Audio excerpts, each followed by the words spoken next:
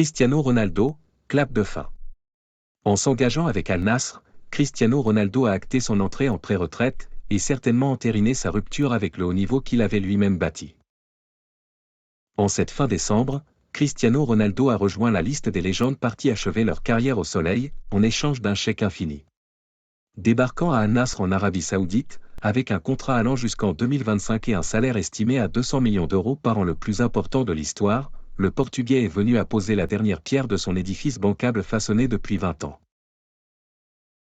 La destination peut ainsi crisper vue d'Europe, d'autant qu'à la fin de son mandat, CR7 disposera d'un rôle d'ambassadeur saoudien, possiblement pour la candidature du pays à l'organisation de la Coupe du Monde 2030, à laquelle le Portugal est ironiquement candidat également.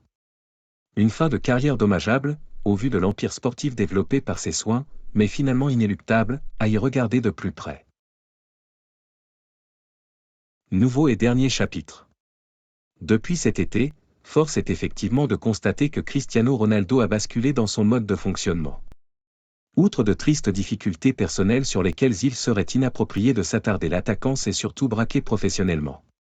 Au détour d'un conflit ouvert avec Erik ten Hag à Manchester United et d'une interview accordée à Piers Morgan, sous forme de bilan, annonciatrice de cette fin.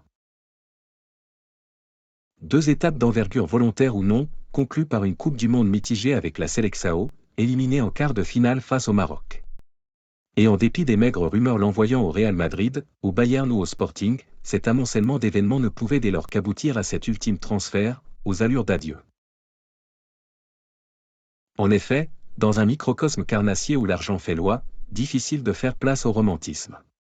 Homme d'affaires à part entière, Cristiano Ronaldo a donc fait comme tous les maîtres en la matière, s'associer avec le plus offrant.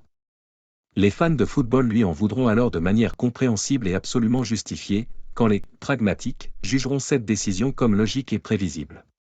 Ce deuxième aspect aura d'ailleurs joué un rôle majeur dans le choix de CR7. Retour à la réalité. Malgré son esprit de compétition hors norme et sa saison plus que réussie avec Milan dernier, meilleur buteur du club avec 24 réalisations et 3e meilleur artificier de Premier League avec 18 pions, le Madérois a semblé s'être résigné d'un point de vue mental. Au sortir de cette période estivale trouble donc, sans doute conscient de ne plus avoir l'énergie nécessaire, à tous les niveaux. Et à bientôt 38 ans, le 5 février prochain, est-ce vraiment surprenant? Lui, la figure mythique n'ayant évidemment plus rien à prouver, et parmi les derniers de cette caste de quadragénaires ou quasi-cadras à avoir tenté de repousser les limites du temps, Luka Modric, inoxydable au Real Madrid, Gianluigi Buffon, en Série B à Parme, et Zlatan Ibrahimovic avec l'AC Milan persévérant encore au sommet. À défaut de fournir l'effort bancaire nécessaire pour un ultime challenge sur les prés du vieux continent, le Lusitanien s'est donc conforté au plus rationnel, en cédant à des sirènes difficilement évitables. N'ayant eu de cesse de faire grimper les standards du ballon rond, aux côtés du monstre Lionel Messi, voilà que Cristiano Ronaldo a décidé de s'écouter une dernière fois. Pour prendre son idéal à contre-pied.